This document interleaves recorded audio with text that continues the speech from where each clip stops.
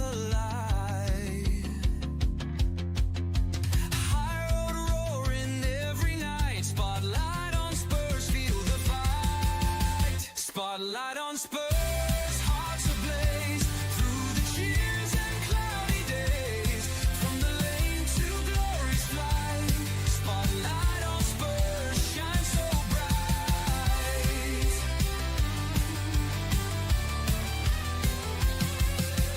Echoes rise when we take the field. This is passion, nothing concealed.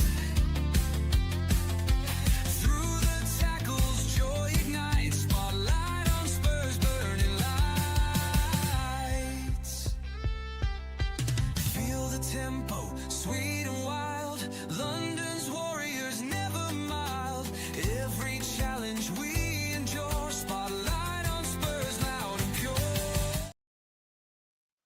What's up, guys? Luke here from Spotlight on Spurs for another late night talk, all about our favourite thing, Tottenham Hotspur. Transfer window's done, Champions League draw has been done, and now we're just waiting the news on who has been selected in the Champions League squad. Going to be quite interesting to see, because there's specifically one big decision that seems to be needing to be made. There are a couple of decisions, but one key one that I think is going to be interesting to know what everybody thinks and who everybody thinks should be that player. It's been quite a good little time in terms of Spurs losing a game. There's now going to be a little bit of a break, and I think Tottenham can just kind of, especially as fans as well, kind of just get a little bit more, kind of just calm down, transfer window ending, and all of that sort of stuff. So we're going to just have a relaxed one, a little chilled out one, see what people are thinking about, as I said, the draw.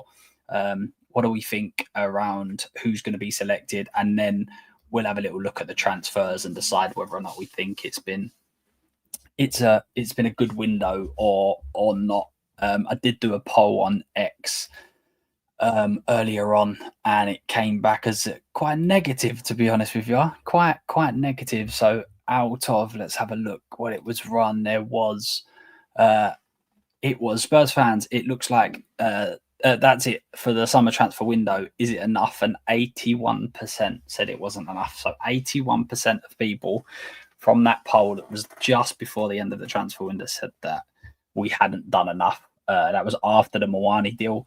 So there was 80% that think we needed more, which is interesting. I'm not going to say that that's not correct. I definitely feel like we needed more, but we will get into it. So let's just start it off by going on to the Champions League. Oh, big up, Jeff.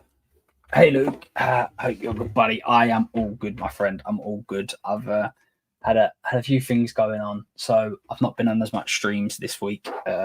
Say that it's only Tuesday, isn't it? But I've got my own normal one going ahead on Thursday, but I've not been on anyone else's streams this week. I think we're going to take it easy, international break, etc. But hey, who knows? With Spurs, there's always things to talk about, so maybe that will change. But I hope you're well, buddy. I hope you're well.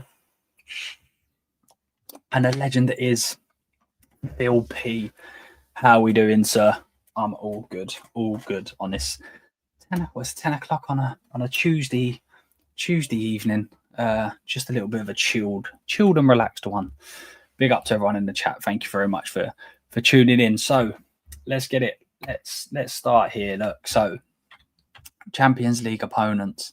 It's all been finalised. That has not worked out well. That is it. We'll just leave it as it is. We've discussed this if you hadn't seen it on Thursday's stream. Going through trying to work out whether or not we feel like this was a good draw or not for Tottenham Hotspur. I definitely think that out of the two big stars in the Dortmund and the PSG, to get them that way round is definitely a positive. When you weigh it up, obviously PSG were going to be very, very difficult regardless of where you play them. Dortmund at home, I think that's a bit different for us. I think that's a big positive to be able to play them at home. Obviously, you've got the old yellow wall, which I'm sure some of you have seen from Levy's interview. That's where he took inspiration from when he was building Spurs' stadium. That big stand that we have. I think that's definitely a problem if you're playing as the away team. So I would have definitely taken them to Villarreal. Obviously, that will be a reunion with Solomon, who went out very last minute. Why we agreed to deal with Palace after what they done to us, I don't know. But yeah, so he's at Villarreal.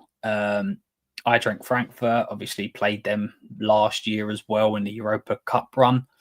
So again, away day is quite a difficult ground to go to, but from who else you could draw, certainly not the most difficult. Slavia Prague, Bodo Glimt, as most fans will remember, every fan will remember from last year. Copenhagen at home, and then Monaco away. So again, as I said, definitely feel like that is a set of fixtures that we probably would have taken if we was offered them before the draw. As I say, definitely some of the home ties. It's going to be key, as it always is in the Champions League. But even some of the away legs. I mean, Bodo, we've just literally been there and put in a superb performance. And you would hope that there's a bit more enthusiasm, optimism, etc. in this group.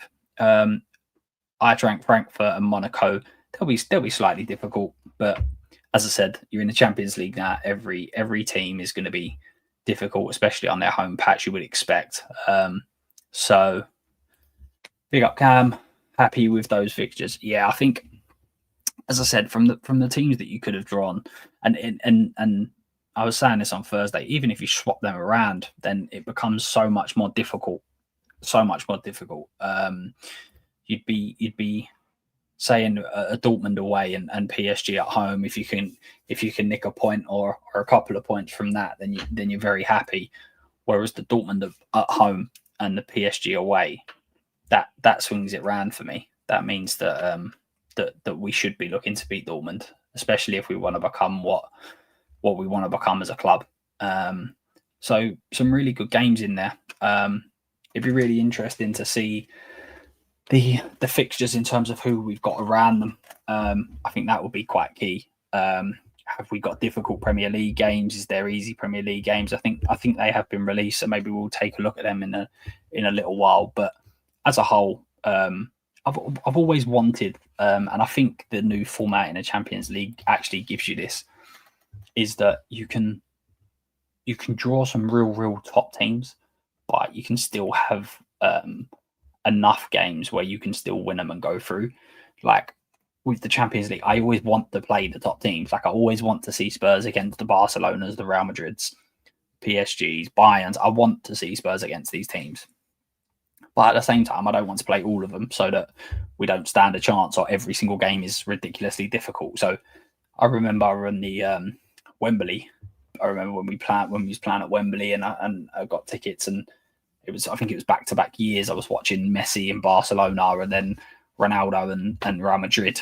I think it was the other way around, but that's the whole point. That's what you want to see, don't you? You want to see that as a top club. You want to see the big teams come to you and hopefully put in good performances, etc. So I think it's a real good mixture of games you should be winning, games you should like away from home, for instance, where you should be putting in a decent performance, but also some games where you can probably sprinkle some youngsters and have them involved from the start or whatever that may be. But a good chance. So I don't know whether anyone's seen it, but I don't know, my Spurs preview with I think it was 10 guests in total where they came on and we kind of give our thoughts and around the whole season. And obviously a lot of it was we didn't know what was going to happen. We didn't know the signings we was going to make and etc. But a lot of the expectations from the Champions League was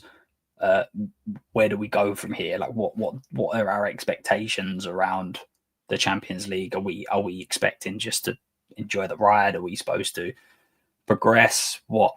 And I think most kind of felt that if we got to the next round, then that would be a successful campaign. But now you look at these and you think, actually, you really should be getting there. Like this should be, if we don't qualify, it's going to be quite disappointing, I think, with some of these fixtures. So well, we shall see. It'd be interesting to see how we do get on, for sure. As I say, Dortmund at home is a fantastic tie. PSG away is brilliant as well. But then the rest of them, they're very, very competitive. And as I said, depending on injuries, etc., it will be very, very interesting. I think also as well, teams are very much still getting used to how they operate the Champions League, how they get through it. Like, for instance, Real Madrid last year, well, like, they really struggled. But then that was like from the group stage. And then all of a sudden, they then start doing really, really well. And is it because the way people anticipated, they thought it would go and then it didn't?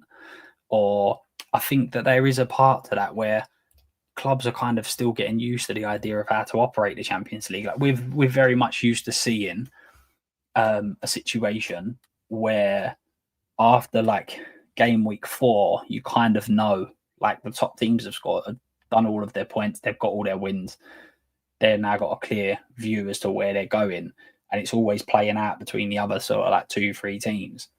But here in this sort of model, you haven't got them fixtures where you can just be like, yeah, I'm all right. I ain't really got to bother this time, and you can get unstuck. You can really, really get unstuck. So, I'd be interesting to see. It really will be to see how teams navigate that process this time round, because I do think it was really, really strange last year for it being the first sort of time where they've had to do that. And obviously, as I said, Madrid struggled for sure, and there's other teams that also struggled. City obviously was a problem for them. I know they struggled all year in the end after we started that run, which many fans forget. We was the ones that started the poor run for City. Obviously, Rodri was a huge part of that as well, but I think they were unbeaten in a few games until we played them. So 5 wins for top 8 based on last year's points tally. Yeah, exactly. And that's what I'm saying. It'd be interesting to see whether that points tally is a fair reflection. Is that going to be a fair reflection for upcoming years?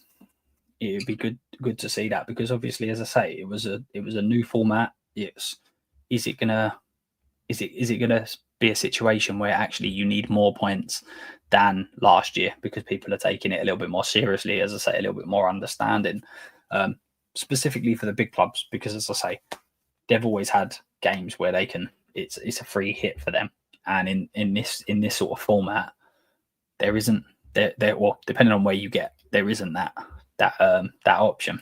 So it will be interesting to see. But while we're on the top, and it might actually happen while we're live, because I believe that the registration is actually for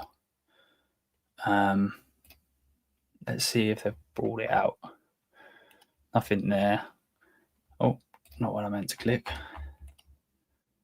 What's Ali Gold come out and said? He's basically just talking about what we're going to talk about. So big shout out to George, who has basically put this together about the registration issue. So as I was saying, there's some big decisions that need to happen for this squad for sure. So he's quite clearly labelled it all up here. So you've got your club trained, which has obviously been a problem now for a long time. When you go back to your Harry Kanes and Winkses and Skips and Tangangas, etc.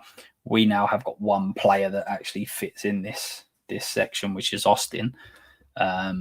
So we essentially are going into this Champions League with 3 empty spaces, which isn't ideal when you're going into the elite level of competition and you're already 3 players down from everybody else. Isn't perfect, but we have to move on. So essentially, it's going to be a 22-man squad because we'll only have the one with Austin here. We need to put 4 players that are association trained, and we've got 5, but Maddison's obviously out until whenever he's out too. So the 4 kind of, they speak for themselves, if you like. And then there's 17 that need to be selected from here. So I believe it's 6 that need to come out, I think. In total, 5 or 6. I think it's 6 in total. So you've got 1 with Maddison, and then we've got the other players that are here. So there's been some suggestions on X and things like that around who should kind of come out. So you've got Ben Davies is obviously an option that a lot of people have suggested. However, he does offer some versatility at centre back and at left back. And the rumour was that Spurs wanted to actually get a centre back in towards the end of the transfer window. So would you then leave yourself further short by then getting rid of a centre back from the registration rules? I'm not so sure. But he's outlined in red. So here it is. One big decision to make. Do we include Solanke if we think his injury is too long term, or do we sacrifice someone like Oliver in the front line? Davies was another option to exclude, but with only 3 fullbacks, and the likely exclusion of Dragusin and Kota Takaya. I don't think we can afford to leave him out. Also worth noting, I think Scarlett technically counts as B list, but even if he doesn't, he will slot straight into the club change with no issues. Yeah, I think that's correct. I think what he's just said is exactly correct. So my guess is that there's certain players where there's absolutely no doubt about. I think red is obviously the players that he's removed. I think that you could add in Kinski and you could add in Tell, and then Davies would be a last resort. But I don't think Davies will. I think Davies will be in the squad because of the exact reason that he's mentioned up here. Not only have we only got 3 fullbacks, but we'll also be short at centre back, especially if Takaya and Dragusin are both left out. I think that one of them will be put in because Vuskovic is obviously gone. So this is an older list. So I don't think Dragusin and Takaya will both be taken out of this list because, again, if you then go to your centre backs, you are essentially looking at Gray as an absolute emergency backup. You're then looking at Ben Davies as a backup, Danzo, Van der Ven, and Romero, and that's it. Is Romero even on that list? Yeah. So I can't see Davies in any way being off that list at all. And then I think it's going to be a toss-up between Dragusin and Kota Takaya in terms of who will be taken off the list. And then the big question, well, there's 2 big questions, I guess, to ask. One of them is, do you take Kinski, or do you just rely on Austin? Do you rely on Austin and Vicario as your goalkeeping options? And then you've got like Luke Gunter, I think it is, as the backup, the 3rd choice.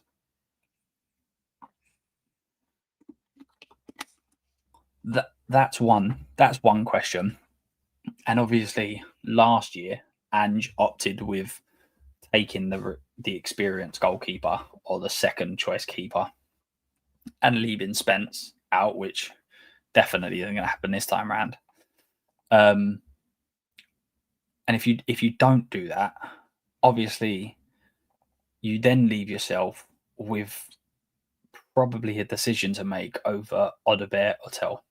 They seem to be the next ones where you kind of go, that's your big decision. So obviously just to talk you through why I believe that he's gone with the red here is Maddison's obviously out injured.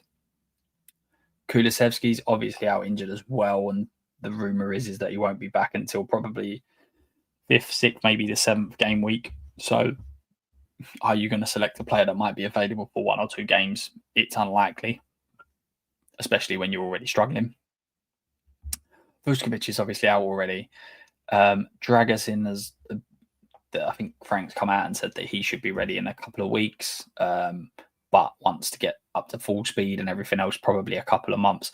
Kota Sakai is supposed to be rumoured to be back a bit quicker. However, he's obviously got to catch up with the Premier League and everything else. So, as I said, I think with these two, it will be a decision to whoever's available the quickest will probably get in the squad. And obviously, this can all be revisited if we make it through the group stage. Non-homegrown. What's that about? The non-homegrown is all in this section. So there's 23 currently in there, but obviously Vuskovic is obviously out, so there's 22. So as I say, I think it's five from this list need to be removed and one from this list. So yeah, Odobert and Tell are almost the ones. Because as I say, so you're looking at your five. Basuma, it seems like he's on his way out of the club. It seems like the club want to get rid of him. Turkish. And then I think there's a couple of other leagues that also the transfer window is still open, but I can't see him going anywhere other than Turkey, to be honest with you. So if he stays or he goes, I don't know whether he'll get in the squad, because if you're looking to sell him now, then you obviously don't think that he's a player that will be in the squad or around the squad. So Madison, Basuma, and Kulusevski due to injury. Vuskovic is already out. Personally, I don't think that Dragusin and Takai would both be taken out of this. I just think you just leave yourself so short in a position where you're already short. So I have a feeling that when you look at the forward line of Johnson, Solanke, Richarlison,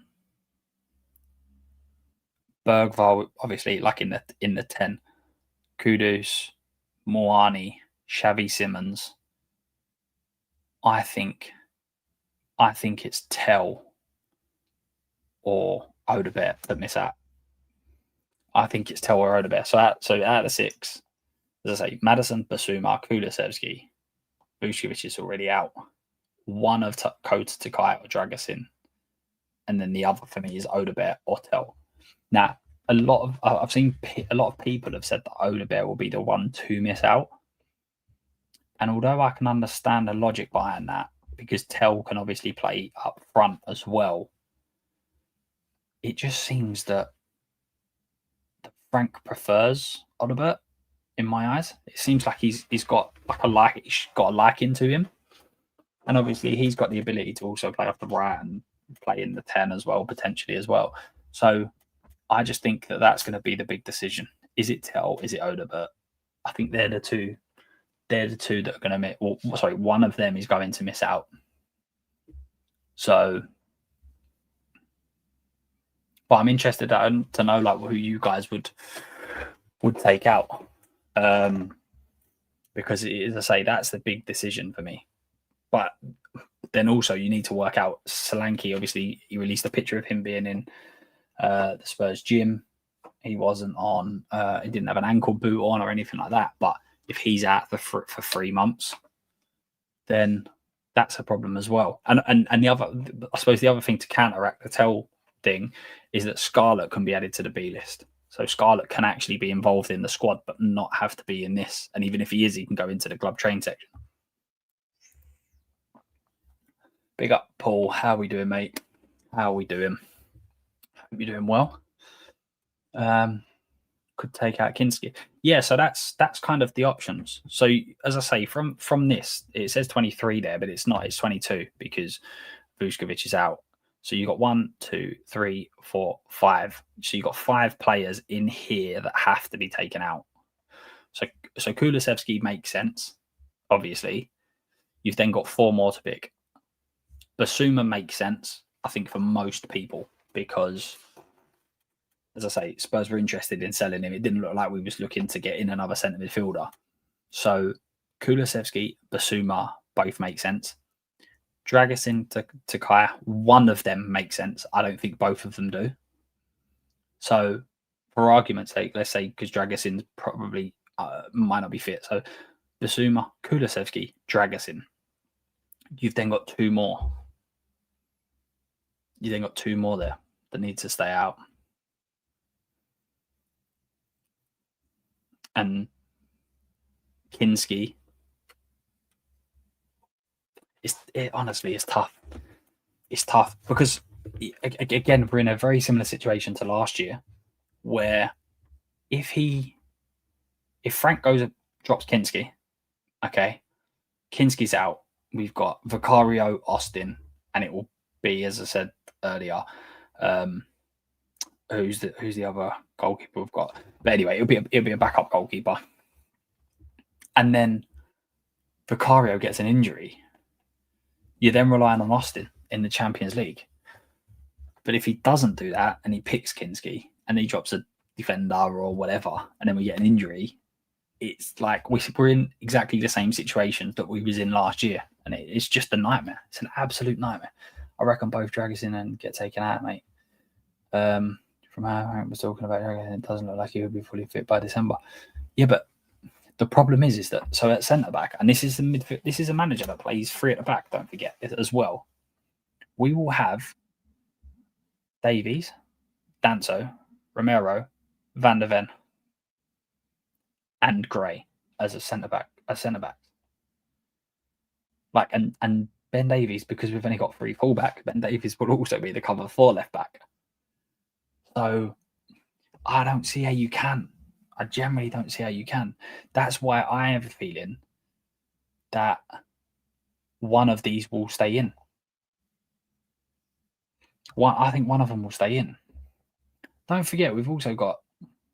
Didn't he say that Dragosin will return to training in like 10 days? So he probably isn't going to be starting games, but it might be that we bring him off the bench for 10, 15 minutes. But this is why it's difficult. This is why, again, we're a year down the line and we're in another situation with the registrations again. Like, it's an absolute nightmare. Absolute nightmare. Odebear is very underrated, in my opinion. I like Odebear. I do. I like Odebear and I like Tell. I just don't think they should be your starting players at this moment in time for a club where we want to go. I just don't think. I don't think they should. I think they should both have a good, experienced pro that they will be learning from. That will show them where they're making mistakes. They're the sort of players that if they're coming off the bench, they can make an impact. But I don't think they should be starting. I generally don't. I think Spurs fans have been harsh on them to a degree, but we need to. We've had Heung-min Son, we've had Kane. These are the levels. Even if it's subconsciously, these are the levels that we look at. And Solanke doesn't quite match up. Richarlison doesn't, and nor do any of the wingers at this moment in time. But I do also agree. I do agree that I think Odebear could end up. I think both Odebear and Tell are both players that can go through the levels very, very quickly. Both of them. I think if we get a settled team, you've got Frank making us more structured. If they got clear indication as to what they need to do and everything else, it wouldn't surprise me if either of them become not first names on the team sheet, but by the end of the season, people are going, well, he starts left wing. Like he's there. Do you know what I mean? That sort of situation. At the moment, it looks like both of them are probably second and third choice, with Johnson being first. But be interesting to see. Promise Kinski, all cup games guarantee. Number 2 if the bet gets injured. Yeah, but then if you take him out of this squad, he's not guaranteed number 2, is he? So that's the problem. Again, it comes back to you've not got your homegrown options. You really need to have your goalkeepers as homegrown options. I think that's where you need to have your standout. Obviously, the club trained issue again is a problem, and hopefully that I think Gray and Bergvall and Vuskovic would have as well would have been able to solve that by the time they're old enough, but they're not. So is it a situation where Austin can, by what you're saying, are you saying that Vicario plays every single first team game other than the cups, which Kinski plays in? So therefore you've got Brandon Austin, who's your only club trained player, who won't be playing any games. And then next year, what if he wants to leave? You then have none. And then you've got four slots. So this is why we were in such a difficult situation. Because what we also need to factor in here is you also want to make sure that your club trained players are good enough, but also play enough. Do you understand what I'm saying? Because what do we do if Austin turns around and goes, well, I'm not playing here, so I'm going to go, and then we've got 4 slots and we've got no one that's going to come in unless we go and do what a lot of fans suggested and I thought would happen is we go and sign your Kirkins and your Carl Walker-Peters, etc., who are nowhere near good enough, but they help you tick that box. It's either you leave it empty or you sign someone who's not good enough. Not an ideal place to be. Do you understand what I'm saying?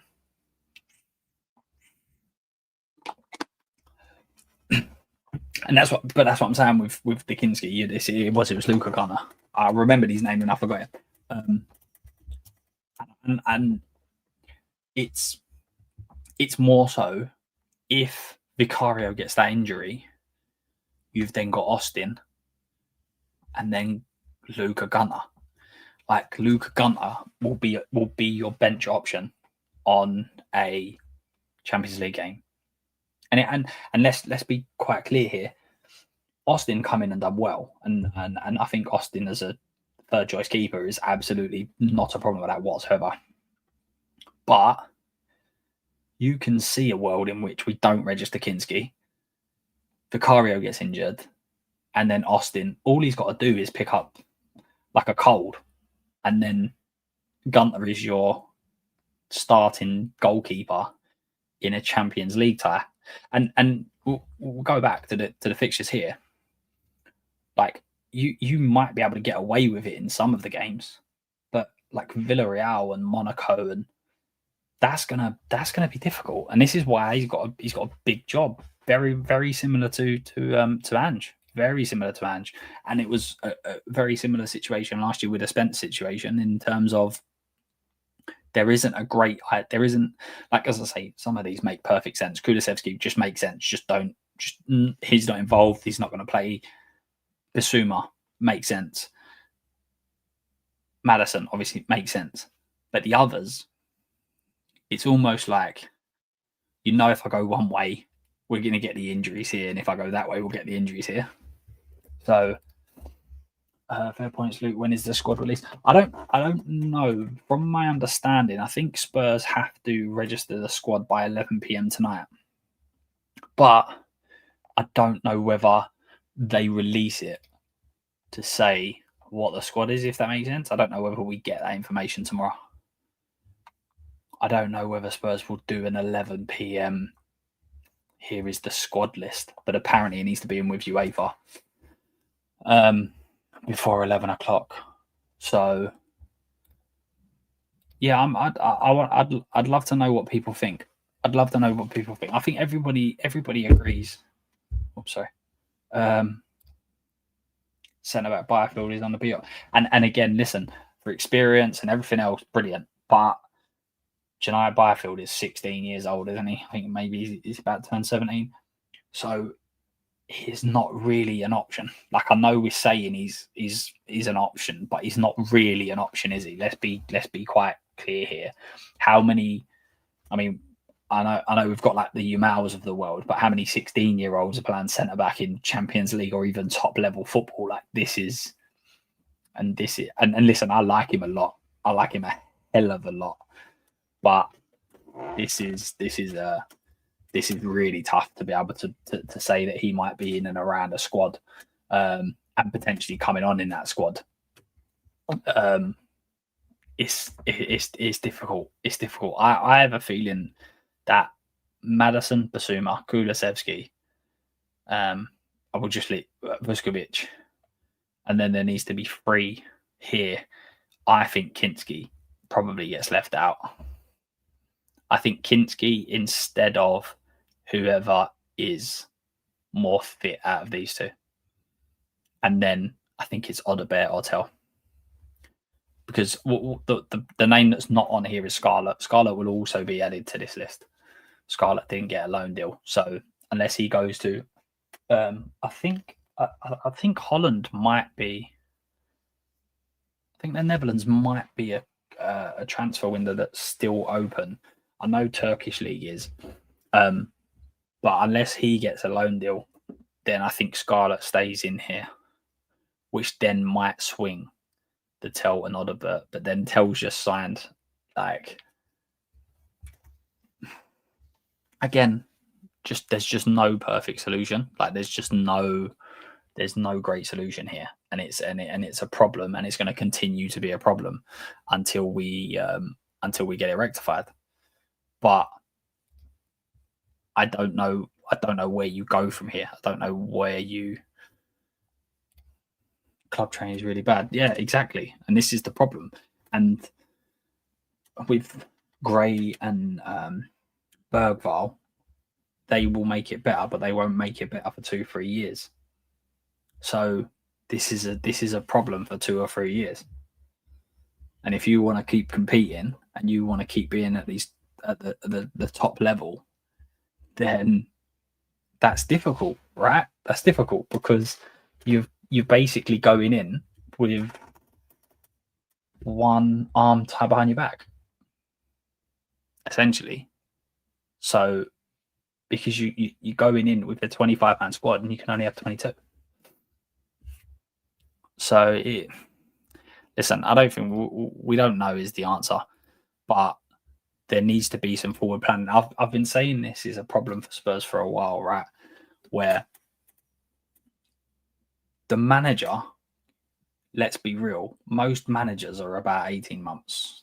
That seems to be the cycle. I don't think just at Tottenham. I think this is more like the Premier League is like 18 months to 2 years. So, like Mikey Moore, let's use him as an example. Him impacting. I don't want Frank to be here for only 2 years, just to be clear. But let's say Frank's only here for 2 years, right? How likely is it that Mikey Moore is actually going to impact his tenure at this club? But the answer is not likely. The answer is that Mikey Moore probably won't be a prominent figure under Frank if he's here for 2 years. So when Frank is making decisions, and how do I put this? I don't actually label this at Frank because I think Frank is different. I think where Frank has come from, Brentford, it's very much thinking about how the longer term project, etc., etc. But like Postecoglou, I think you're going back too long for it to be like a Mikey Moore situation because he was so young. But let's say Postecoglou was here now and he was here for 2 years, right? The idea is the manager is not going to look at Mikey Moore and say, you're going to be really impactful for me. So his priority will not be how is best to develop Mikey Moore. So what we need to have is someone that's higher up that almost makes the decisions for them future players, because the manager's not responsible for, and nor is he going to need to be responsible for how Mikey Moore progresses, because he's not going to be here long enough to worry about that.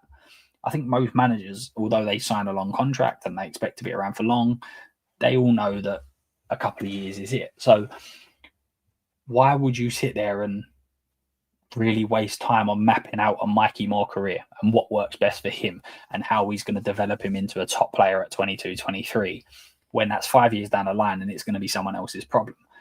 So again, there needs to be people at the very top of this club, director of football, some sort of youth. I think they've put Stuart Lewis now as the person that's supposed to come in and be kind of the go-between between the youth teams. Who's mapping out this and going, actually, we need X, Y, and Z to go and develop and then come in, become a club trained player, become an associate. Like, we need these longer term plans. And Spurs have been so bad at doing that. Where's Son's replacement? We still don't. Most of the fan base still don't think we've got that.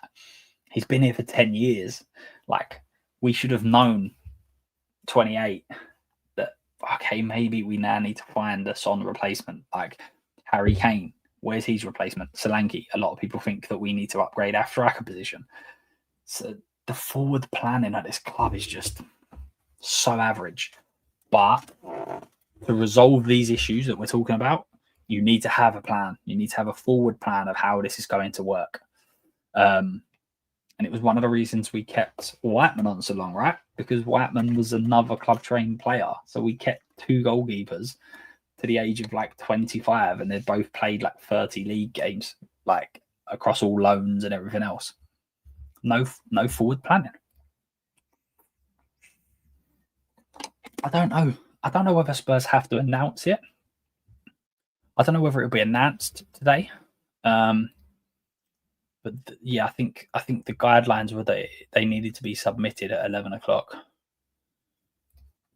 They needed to be submitted. So let's have a look. Oh, this is the ads. This is going to go ad crazy, isn't it? So I think for the Premier League, we're absolutely fine. But this is very similar. So 4 can be used. Yeah, so 4 needs to be taken out of Vicario, Kinski, Porro, Danso, Dragasinu, Doggy, Romero, Van der Ven, Bentancur, Basuma, Polinia, Odebert, Kolosevsky, Richarlison, Sarr, Bergval, Tell, Takaya, Kudos, Simmons, Moani. So as I said, you've got you could say both of them, Kulusevski, Basuma.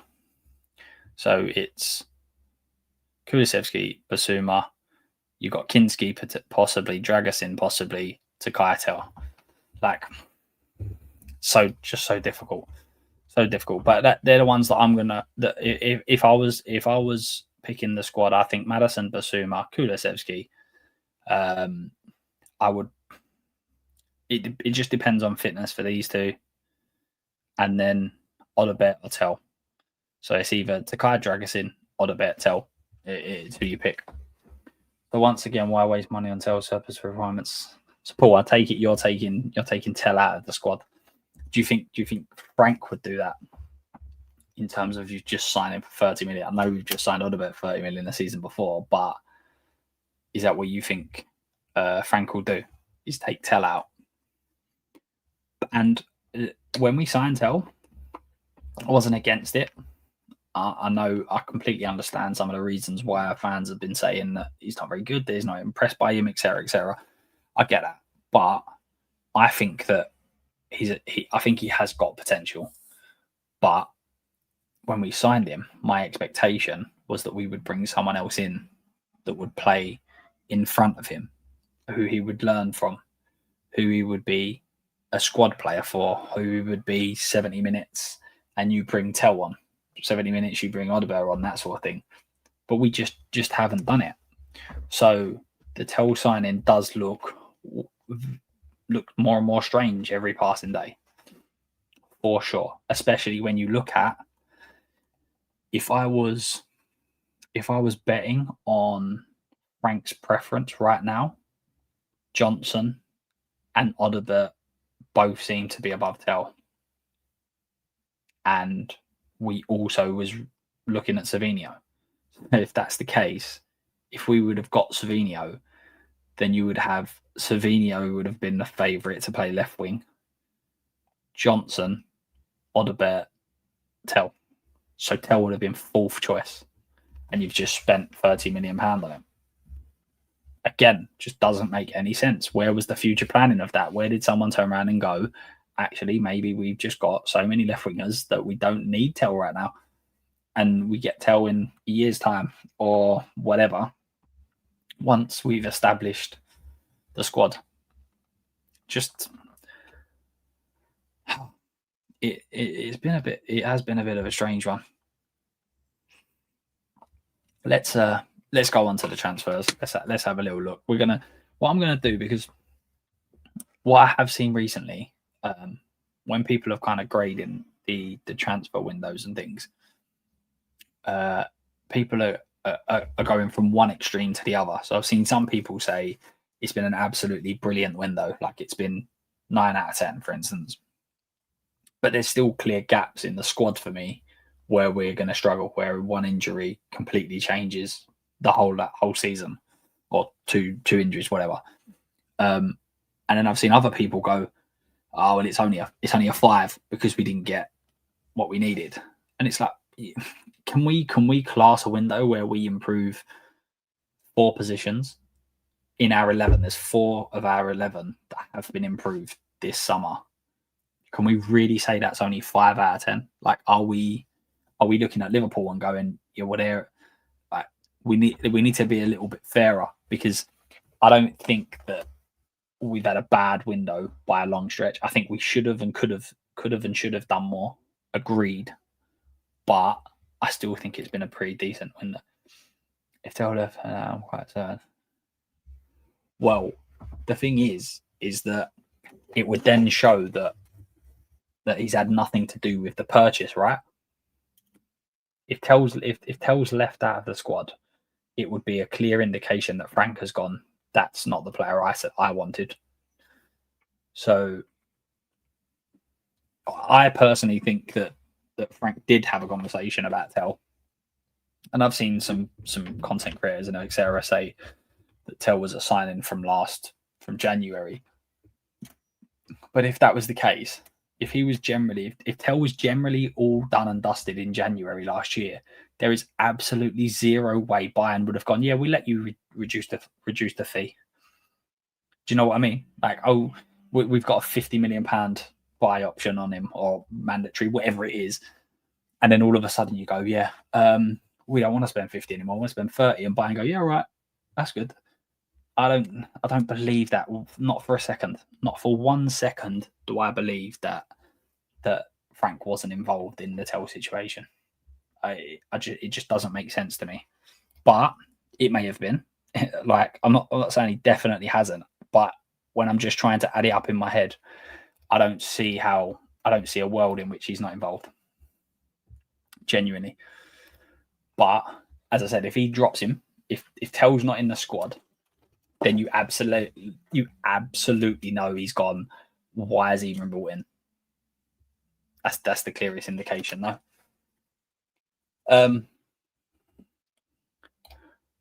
Blaine, big up, my friend. How are we doing, sir?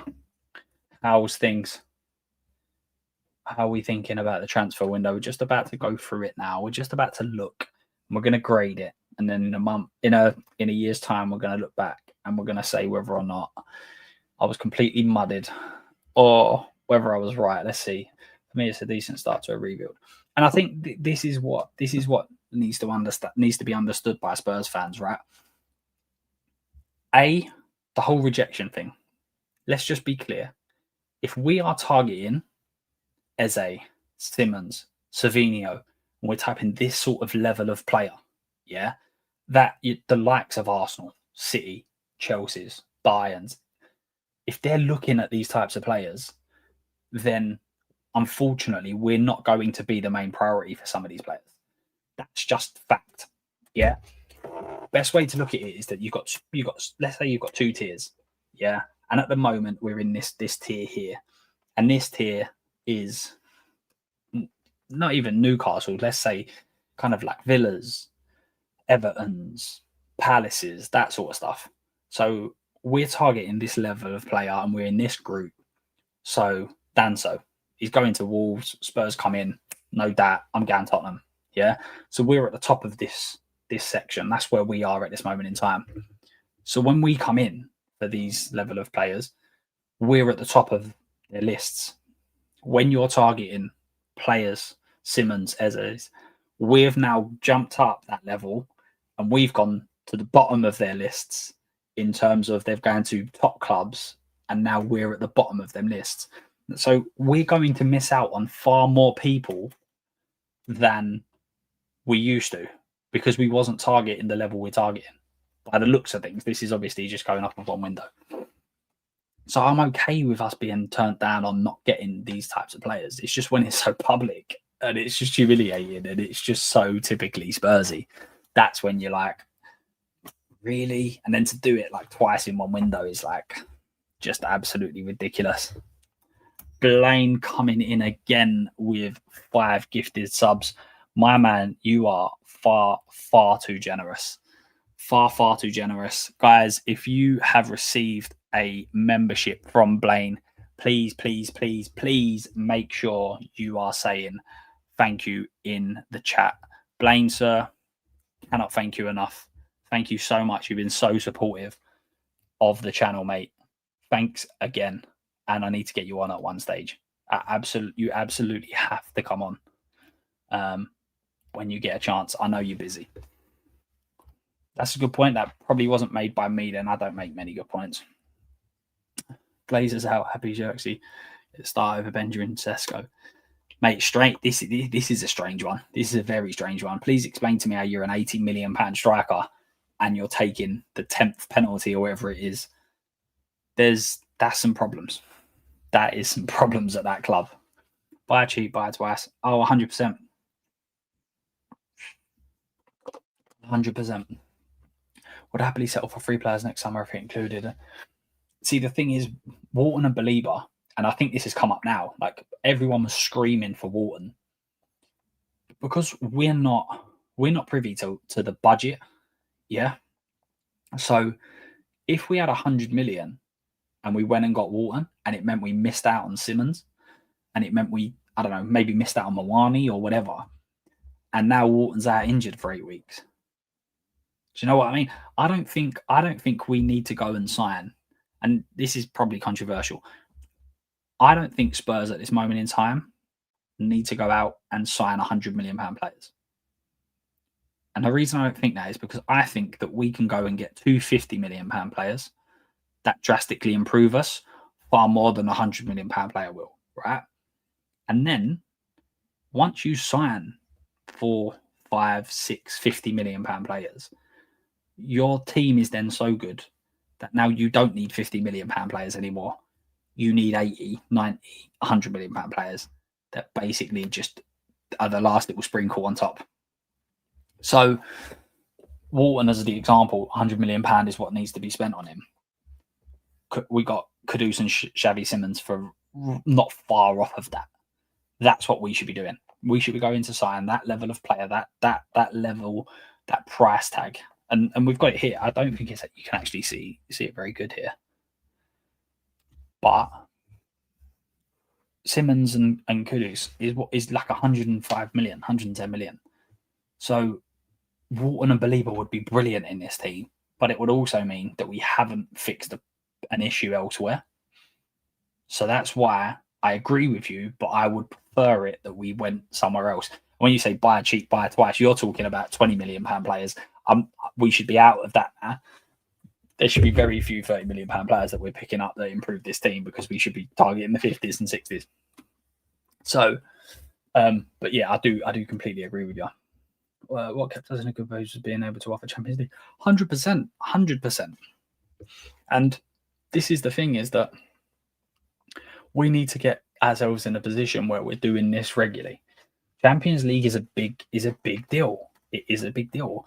And there were plenty of people that were telling me that finishing 17th was going to absolutely murder loads of problems. Loads of players would not want to come here. They wouldn't want to be part of it, blah, blah, blah, blah, blah. But Champions League is the one that they want, and we've got that. And if we turn around and we get Romero to sign a new contract, we go and sign Kudus, we go and sign Simmons, we go and get Savinio, we go and get Polini, and teams look at them and go, they're making some changes here. They're doing something different. And they'll like to be involved in that. And then when you look at what maybe other clubs are doing, and your Newcastles are selling their Isaks, going and spending 55 million on a 29-year-old from Brentford, other clubs might look at that and go, do you know what? I'm not so sure. I'm now not so sure. And I really generally thought that Newcastle winning a cup last year was going to kick start their trajectory. And look what's happened. And this is it. This is it. Things can change so quickly. And that's why you need to capitalize on your situations. And that's why I think that we needed a little bit more this summer. And that's why I think it just needed to be. What's up, Subju? How are we doing, sir? Hope you're well. Glazers out. Focus is keeping the balls. Everyone wants the Glazers out, but are they not already out? I know there's still part of the whole Ineos situation, but yeah, it's a weird one. So anyway, let's look at these transfers. So obviously, Son going out, I think majority of people were kind of accepting of that and expected that to be the case. Kind of thought that was where it was all going. Because let's be completely honest, the form, even if the numbers didn't necessarily dip, the form definitely started to waver slightly. I just want to check to see whether or not there's been any announcement on the squad stuff. No, I don't think there has been. But I think Son is a situation that people are just, they kind of get it. It is one of them that we're probably going to sell. Frustrating part is that, again, as I said earlier, what's been lined up? The answer is nothing. Højbjerg and Brian Hill. So £40 million brought in. And again, guys, this is going to be a big problem for us, because when you look at what we've sold over the last, we sold 40, 55, 120. What was that on? That was the Kane money. 34. We need to start selling players. We need to start making some money from sales. Like it has to happen. Like it just generally has to happen, because otherwise PSR and things like that are really going to catch up with us, especially if we want to spend what other clubs are spending. When you look at what your Chelsea is bringing in, 300 million, that sort of thing. We think financially we're in a good spot, and we absolutely are. But if we don't start selling players, this is going to become a problem. So in terms of who went out, I don't think anything's impacted us, to be completely honest with you. I think most people were probably saying that Son shouldn't be our starting left winger next year. So if that's the case, no one can be that disappointed that he's left. In my eyes, that's the way I look at it. Newcastle did well. He's just like, it's falling apart, but early they could turn it around, losing Isaac. See, and when you look at, if they lost like one more, if they lost one more player, like the way Isak's reacted, I think the way Isak's reacted, I think will bring the squad together. I think they'll all turn around and be like, the way that he's acted is pretty poor. But, and I don't think he will, but if a Bruno Guimaraes or an Anthony Gordon, who I think would be unbelievable at Spurs, by the way, both of them would be, but Anthony Gordon would be the perfect left winger for us, I think. If one of them went, do you know what, maybe it's time. They struggled next year, or they didn't make Champions League next year, and they went, do you know what, maybe it's time for me. Then all of a sudden, others around start looking at going, I'm not sure about this one. Do you know what I mean? Like, it's like Spurs, for instance. If Spurs go and lose a Romero this summer, do you go and get Xavi Simons through the door? I'm not so sure, because you want other top players to be around. Do you understand what I'm saying? And if other players and other top players are choosing that, are basically turning around and saying Newcastle isn't the place to be, then that feeds off of other. That's what other like players feed off of. Do you know what I mean? Like Anthony Gordon will be sitting there going, playing with Isak, he's going to make me better. Like, I'm going to get goals, I'm going to get assists, I'm going to get. So I think it's a dangerous game if you keep losing your best players. Like, it's a dangerous game. So yeah, I think if Newcastle struggle a little bit next year, then they could really, really struggle, especially if a couple of their top men decide this isn't the place to be. Has it released yet? I don't think it has, mate. I don't think it has. Let me have a look. I don't think they're going to release it. Personally, no, I don't think they're going to release it. I think it will probably be something that we see in the morning.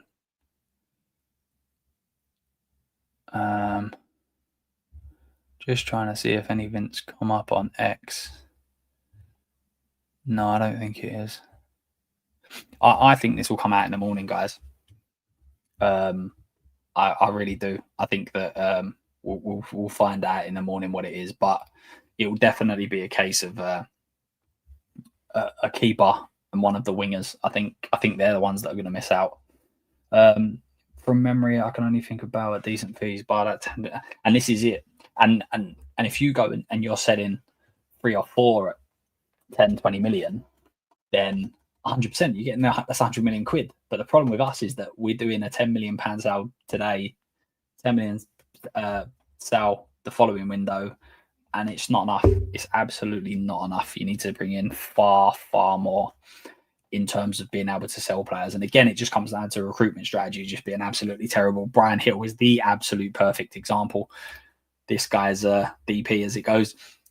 Like, we bought him for 25 million or whatever it was, gave them Lamella, loaned him back to them, and then now we've sold him for like 7 mil or whatever. Just strategy is so ridiculous. I would have kept Son as an impact sub. I actually said this. I actually said that it was a win-win situation, and potentially you could argue a lose-lose situation for Son as well. In terms of, I think Son coming off the bench would have made a difference in certain games. I think he wasn't up to playing that many games. I don't think he was physically as fit as he'd been. I don't think he was as quick as he'd been, but he had that star quality on occasions where he could deliver. And I felt that if he was coming off the bench, he could be an impactful player, especially in a Frank system, being closer to the goal. I think he could have been a good player, but not so good that we had no choice but to sell him, if that makes sense. Machina Joe, how are we doing, sir? How are you doing? I'm glad to see you back. I see your messages only after the stream had ended last time out, and I think there's a bit of a mix-up. But yeah, I'm glad to see you back, man. Appreciate you dropping by. Do they usually drop in the morning? Yeah, that's I don't really remember, to be honest with you, when they normally drop. I think Spurs would normally announce it, and I just don't see them making an announcement at 11 o'clock at night. That was the only reason why I went with that. Thursday evening on Friday. Love that, mate. There might actually be a show on Friday. I'm off work, so there might actually be a show on Friday. So I'll definitely get you on that, and 100%. I should have actually got you on before the transfer window ends, so you could drop some absolute bombers, mate, because you've been dropping some bombers in the WhatsApp groups. So we'll make sure we'll get you booked in for January, so you can just provide us with some absolute top knowledge, mate. Top knowledge in the transfer market. Nathan Collins, yeah, at the time, shows slightest ambition. You could take a punt on them when available for peanuts. But Paul, you can also flip that the other way. And any of my Football Manager legends will understand. Evan Ferguson, people were talking £100 million for that man a couple of months back, or a couple of years back. Now look at it. And this is one of the problems. And I don't mean this specifically to anyone. I do this as well. We very much are good at looking back and going, how did we not go and get him? Completely forgetting that actually we may have been saying go and get someone else who completely hasn't worked out. But we look back at it like, oh, we was linked with him. We should have gone and got him. And that's the problem. Evan Ferguson, we was talking like £100 million player. I'm pretty sure there was an £80 million offer, or that was what the expected fee was. So just really, really strange. Nathan Collins, the right profile and level, and Ferguson, I'm still 50-50 on. This is it. Nathan Collins, again, good, solid player. Absolutely solid. But is he taking you to the level that you want to get to? No. And we're not at a stage now where we need to fill out a squad. I keep saying this. Our team right now is not good enough. Our team is not good enough now where we need to start filling it out and making the squad better. We still need to improve this 11. And once we start improving the 11, then all of the players that are in the 11, they then drop to the bench. That's how you improve your team. So Nathan Collins, I think he's decent. Sort of like an option for sure. But Evan Ferguson, I don't think I would have taken a punt on him. I know he's scoring some goals for Roma at this moment in time, but that's as I say, the amount of money that would have taken to get him was a ridiculous amount. 100%. I've been saying for ages that I think the league is going to be very, very interesting next year. I thought there'd be a lot of money spent by some of the smaller teams. they haven't signed some players that I thought they would, but Sunderland, for instance, they look like they've done some excellent business. Reading, this is exactly my point. This is exactly my point. You always hear, and there was a new one at Paul Mitchell, for instance. He's come out and he had an interview recently with Sky Sports, and he was saying how he wanted to do this and he wanted to do that, and etc. etc. But he's not going to turn around and go, yeah, do you know what? I also went and signed X, Y, and Z who were absolutely dreadful and cost millions. Like, that's not what's going to happen. You're only going to hear about this. Like Arsene Wenger, prime example.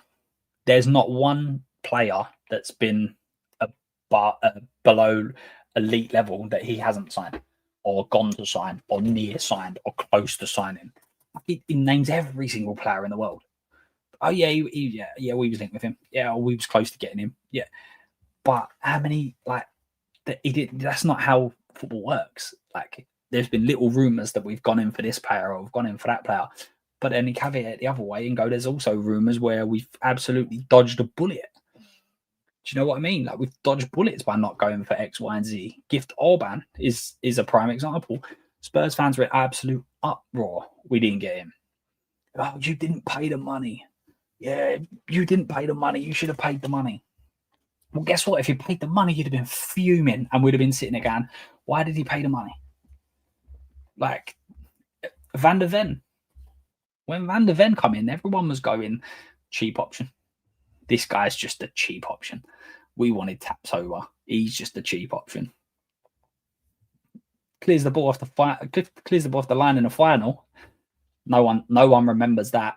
No one turns around and goes, he's done really well there, because actually we all wanted Taps over.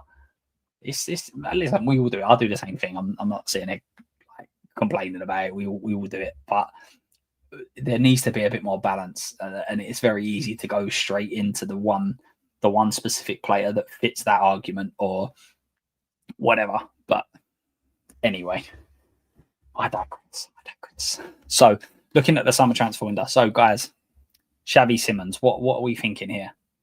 There should be a video being released on the channel soon where it's a pre-recorded video that I'm going to do with a Leipzig follower, and basically just an all info about Xavi Simons, what we can expect. Because I've seen, again, a lot of people, I'm not naming names, I've seen it on X, people telling me how good or bad this player is, what he's bad at, what he's good at, what he's great at, what he can't do, what he can do. He's better than Eze, he's not better than Eze. But how many people have watched him week in, week out? How many people have seen him 10, 15, 20, 30 times? It's hard to know. So I've got him coming on the channel, and the video should be out within the next couple of weeks, probably next week or so. And it will be he watches them week in, week out, and we're going to say to him, look, what do you think? Is this a top player? Is this a player who's good but going to get great? Is it a player that actually has got a bit of hype but isn't as good as people think, etc., etc.? So let's see. I'm excited. I think he's a top player, and for that price, I'm very, very happy with the signing. So for me, in terms of the signing, in terms of the caliber, I think it's got to be at least an 8 out of 10 at this moment in time. Just that signing alone, that signing alone is 8. If he hits the levels that potentially he can get to, we're looking at 9. He's that star player that Spurs fans have had for years, that we've looked at and gone, this guy's just the guy. Just like, he's going to bring the flair, he's going to bring the tricks, he's going to bring him and Kudus together. The top two there is just going to be ridiculous, honestly. And I think that he signing makes Kudus so much better. I really do. I think that clubs are going to be so worried about one of them that they free up the other one. That's what I think is going to happen. So both of these signings, I think, they're top signings for the level that we're at, for how we've got them, for the price we've paid. When you look at some of the fees that have been paid out, Ouattara, 40 million. Really? 40 million, 45 million, and we've gone and got Kudus for that, or Xavi Simons for that. I I think you can't argue with them. I think Danso's a top player as well. I don't think he should be a first 11, but I think he's a brilliant squad player, almost the perfect squad player, where Danso's not walking in every day going, I should be starting. But you know when he starts, you've got no problems. Very rarely do you sit there going, oh, damn it, we've got Danso.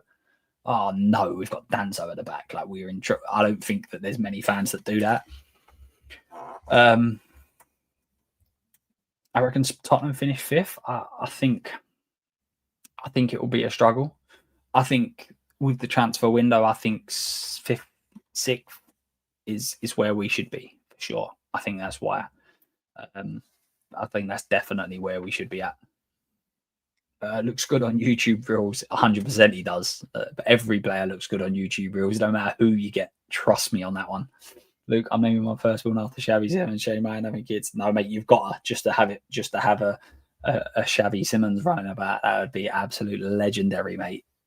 You've absolutely got to. That would be hilarious.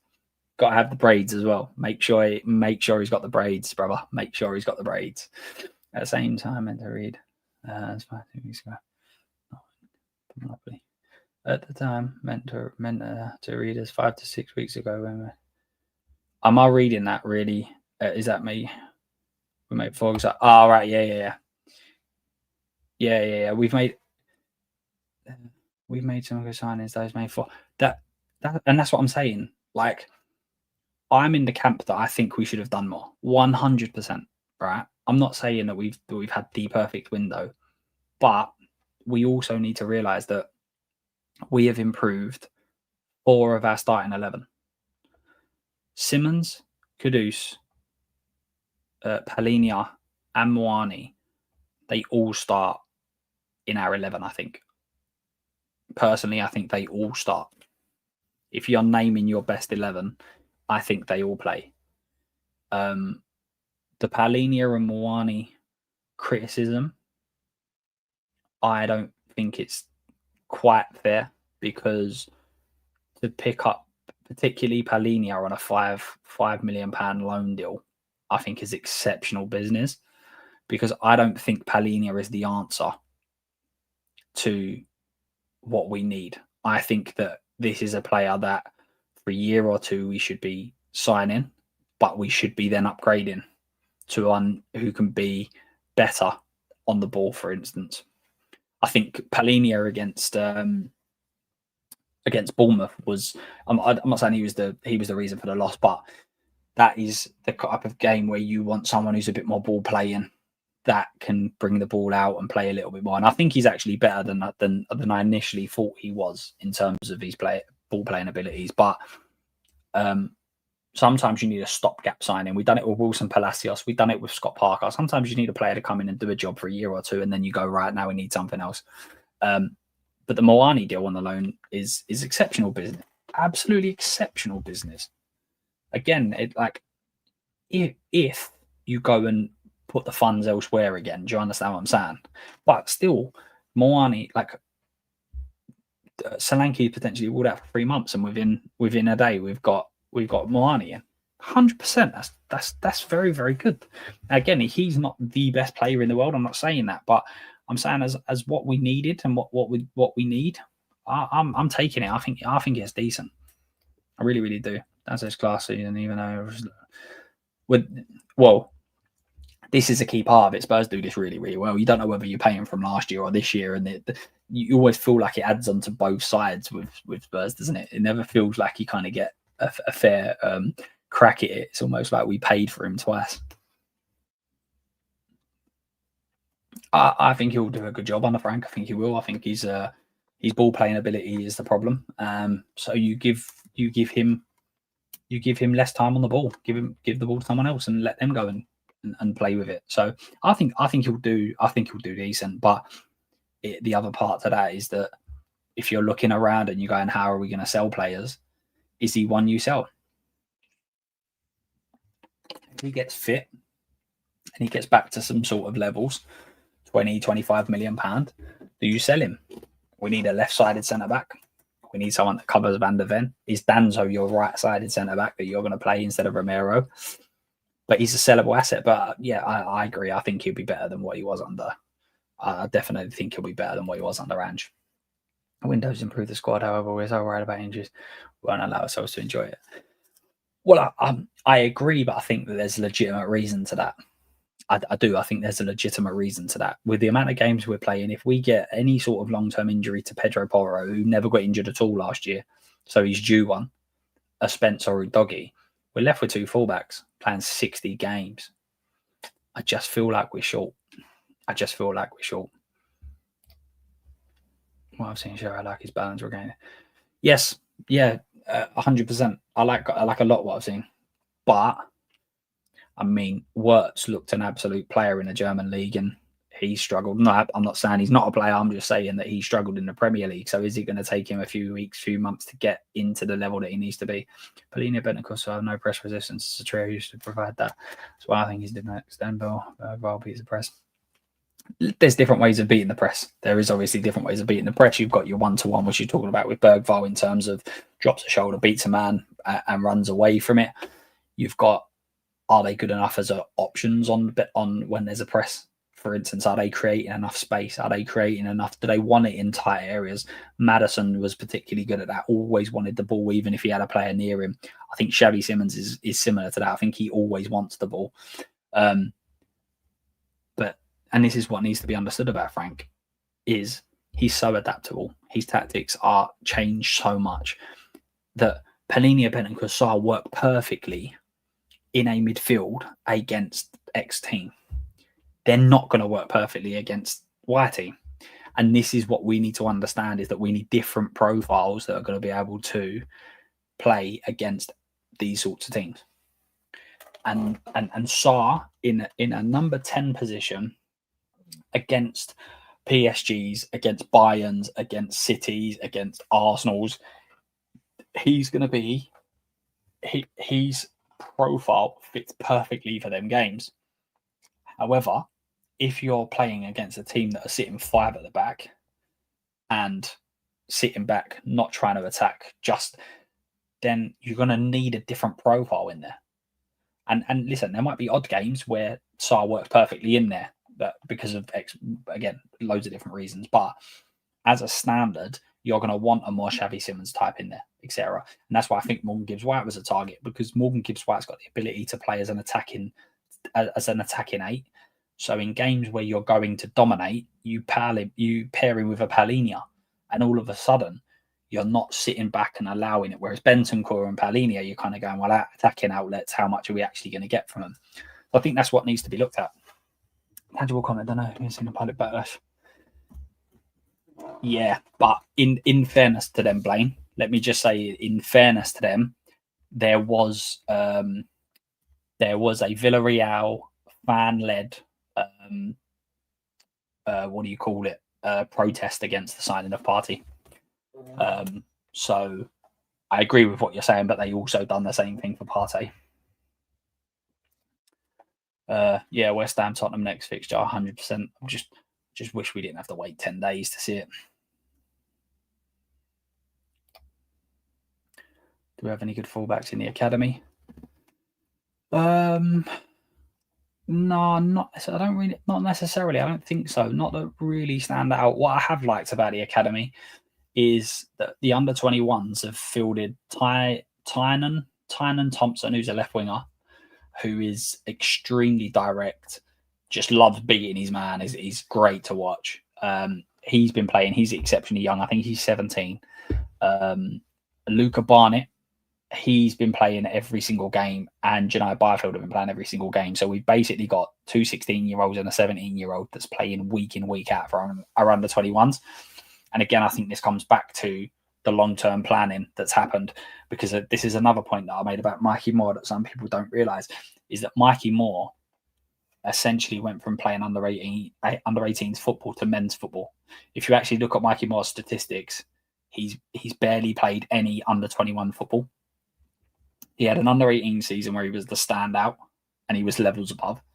He then went to do training with the first team on a regular basis, was involved in squads and bits and pieces. And then he dropped down to play for the under 21s on occasions, but then he got a big injury. And then when he came back, he basically stayed with the first team.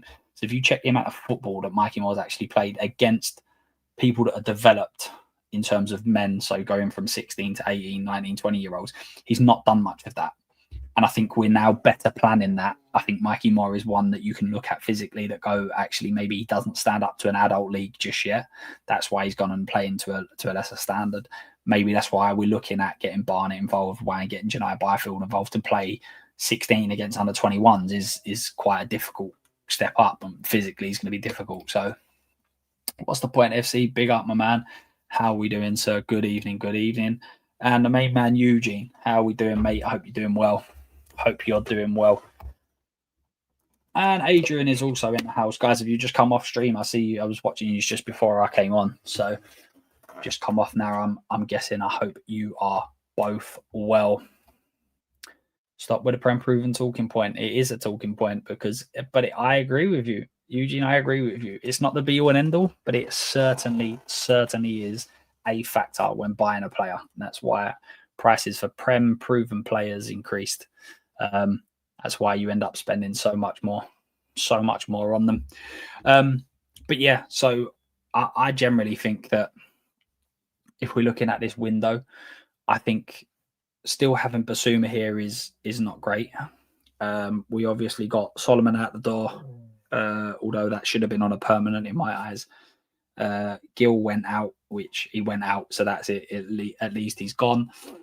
I think Vuskovic is one of them where that could be a stroke of genius to get him out, and if he plays consistently, that could be absolutely brilliant. I think all in all, I think that the window's probably about a 7, maybe a 7.5. I think that we're still lacking a left winger for sure. And I think we're also, in a perfect world, I think we're a left winger short. I think we're a attacking 8 short, personally. And I think we're also we needed cover at left back / left centre back. I think if we'd have got them free, and I'm not talking elite level, I'm talking if we'd have just got some players in that would have been good squad players in them positions, I think we'd have had. I think it would have been a very, very high talking point window. Making a cuppa. Should have gotten Grealish, mate. I would still take Grealish now. I generally would. You're laughing. Grealish has got what, three assists in 2 games. Kept being told he don't score or assist. I kept telling everyone that is City's system. That's what they do. It doesn't allow the wingers to score goals because everything's geared towards getting Haaland goals. Yeah, so again, this is something that's not factored in when you're talking about signing footballers, but Everton is obviously right close. So the likelihood is he probably didn't even need to move house when signing for them. So there is no guarantee that we would have got him. And I know that's mad to say when you talk about Tottenham and Everton, but in terms of him, he wants to play week in, week out. He thinks he should have been in the England squad. He thinks he should be in the England squad. And he's going to be Everton's main guy, isn't he? Let's be complete frank. So we probably wouldn't have got him, but I don't think he would have been a bad shout on a year's loan. I really, really don't. Hey, listen, he could have gone there and not got any goals or assists because it's Everton. They could have struggled and everything else. But I just think that technically he's a better player than what we've got. So yeah, I agree with Subdued. I think he did want to stay. Do you think we're shorting in the DM? And a lot of people have said this, and I agree, completely agree where they're coming from in the aspect of if Palhinha gets injured, we're back where it was last year. Yes, but the problem is that you're not going to go and sign 4 central midfielders, are you? Like this is where the realistic part has to also kick in a little bit, where we go, what was the likelihood of us going and buying 2 DMs this summer? Like we go and get Palhinha and someone else. Like it's so unlikely. Teams don't do that. It's a gradual thing where you improve a little bit, then you improve a little bit, blah, blah, blah, blah, blah. So I think that we need one, yes, but was we ever going to get one in this window? No. And again, this is another thing I've been saying. It's about priorities with Spurs, right? My priority going into this summer, and most people's priorities going into this summer, was to get a defensive midfielder and a right winger. And we've got both. Yeah. Then it would have been, oh, is it like Maddison injury? A cam is needed. We've got one. Left winger, there were so many question marks over so many players. We needed a left winger. We didn't get one of them. Do you know what I mean? So we have filled a lot of the gaps where we had in our squad. The problem is we had so many that you couldn't do it all in one window. But the other part to this as well is that, and over the last 3 transfer windows, taking away this one, the last 3, we have signed one player that comes in and improves that 11. That isn't good enough. It's not good enough. So we was already at a back foot. Now, if we would have gone and got 3 players over them 3 transfer windows, so we'd have got 1 each transfer, with the 4 we've done, now all of a sudden there's 7 first-team players that are there. When you add in a Romero, a Van der Ven, all of a sudden you go, well, that must be a pretty decent 11. But we've been left behind. That's why these next few windows, there has to be improvements consistently to the 11. And that's why we're now looking at it going, the squad isn't good enough, because we've been so busy buying squad players. When we've gone up a level, the squad players haven't been able to come up to that level, for some of them anyway. When is the UCL squad? So we was just discussing this. I don't think it is. I don't think it's coming out today. I think that there will be an announcement that will come out. People in the game tell me the same thing. What happened with Morgan? Right, stuff they've never seen before in a transfer pursuit. I agree. I don't actually blame the club for that. I think they should have just reacted quicker. It doesn't seem like there's anything coming out today. As I said, I think this will all be done in the morning. I think there'll be a bit of an announcement. I think Spurs will probably do a 9 a.m. post about who's made the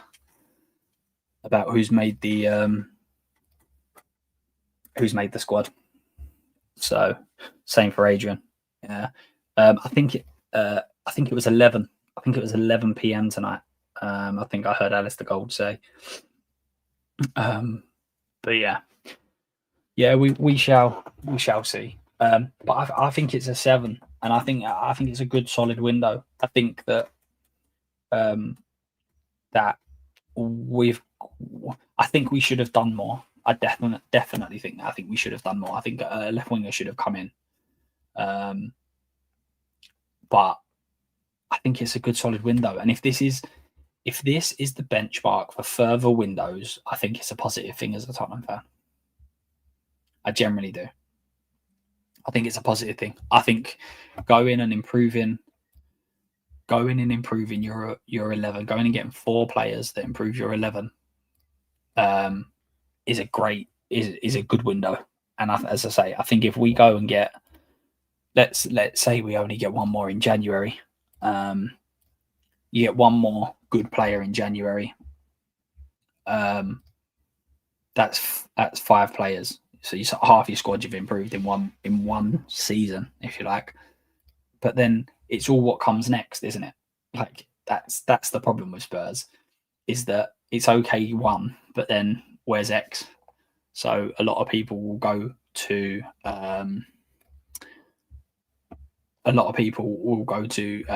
the money that was spent, and they will say, well, where was the 70 million for Savinho? Why wasn't that used to go to buy X, Y, and Z? Now, rumour is that we're going to go in January. Now, if you go in and sign Savinho in January, again, you go in, this is exactly where we need to be at. We can't just do this on the odd occasion and then all of a sudden stop doing it. It needs to be consistent. It needs to be continual. So, yeah, I mean, that's the big thing, is that this needs to be the benchmark. Yeah, it's not enough. But again, Adrian, part of that is because we don't sell players. That's one of the big problems. If we would have sold £50 million worth of players, £80 million worth of players, £100 million worth of players, then it may have been for finances to bring in others.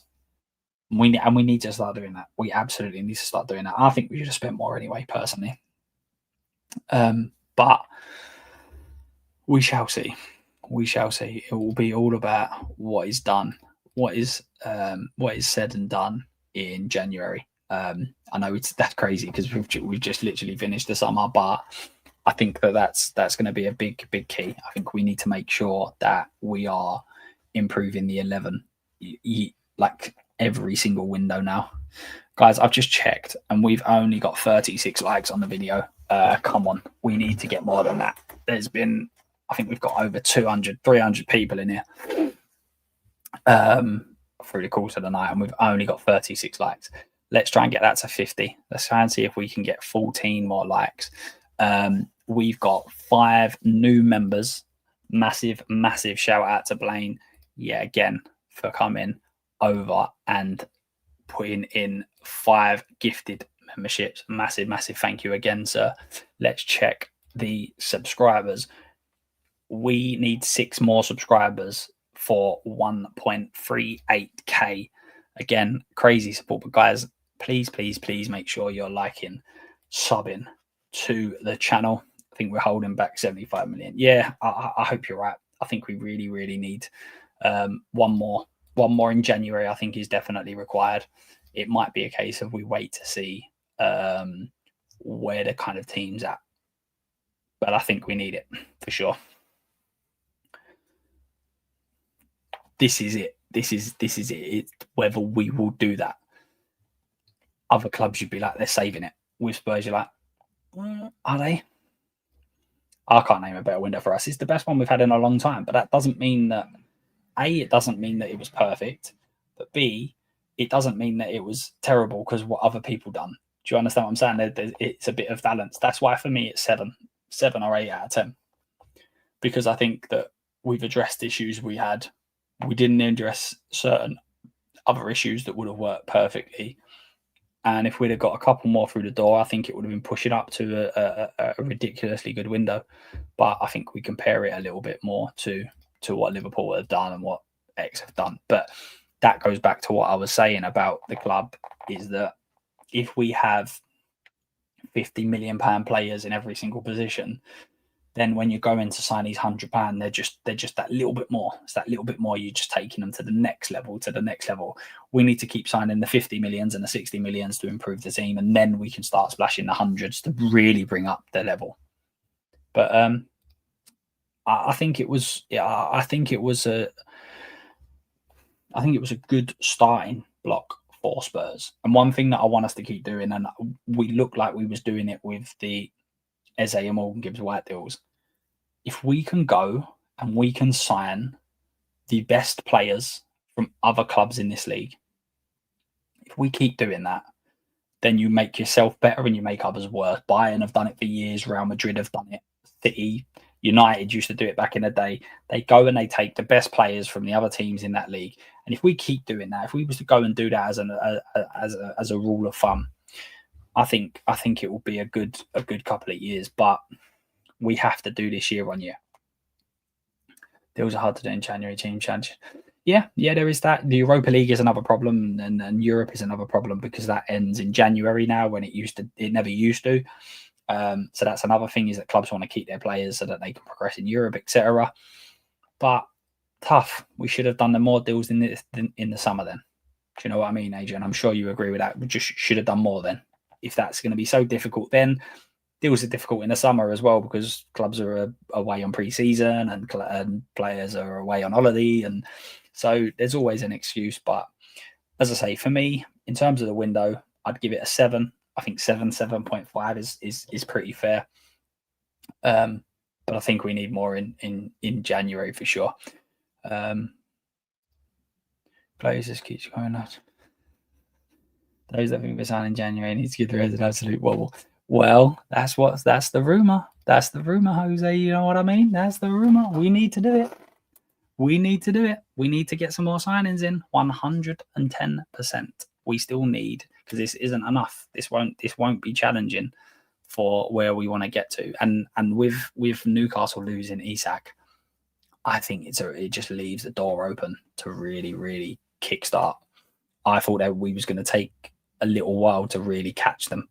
And I think if we play it smart, we might be able to catch them quicker, certainly quicker than I thought. Shame we couldn't make a stronger move from Buemo. Well, the thing is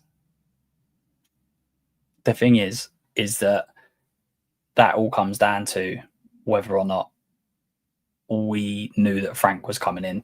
Did Frank have the conversation? Was Man United always the only option, or was he not? Was it not? We don't really know. Now, Daniel, these are the rumours that we like to hear. It's the second the transfer window ended yesterday. And we're already talking about who's coming in next window. It's brilliant. It's absolutely brilliant. But that's what we do as Spurs fans. We can live in hope. We take Kane coming back. We would absolutely take that 100 million%, because he would be a great fit. I'd love to see him in a Frank system. I think he'd score loads, absolutely loads. Guys, we are going to end it there. As I said before, massive thank you to everyone. We've got 40 likes. We need 10 more likes, guys. We need 50 likes on the stream. We've got 5 new members, thanks to Blaine. A massive thank you to you, sir. And yeah, let's see where we go. We're back on Thursday. We've got the normal live stream, 9:30 p.m. UK time. As always, great guests coming on as per usual. And yeah, obviously international break, so no games this weekend, although I'm sure I will be, and I'm sure a few of you will be also, having a little look, seeing what Xavi Simons is doing for the Dutch, along with Van der Ven, etc. So yeah, let's see where we're at. Obviously, wasn't a great performance on the weekend, but let's hope players go away, recharge a little bit, refresh a little bit, come back, and then obviously a massive game against West Ham. So yeah, have a good evening to everyone out there. Again, massive thank you to all for tuning in. I really appreciate it. I like these kind of late night, just chilled vibes. I think they're really cool. I like them. So we'll definitely be doing more of these in the future. Guys, thanks a lot. I really appreciate all the support. Thank you. And as always, come on, you Spurs. See you all later, guys.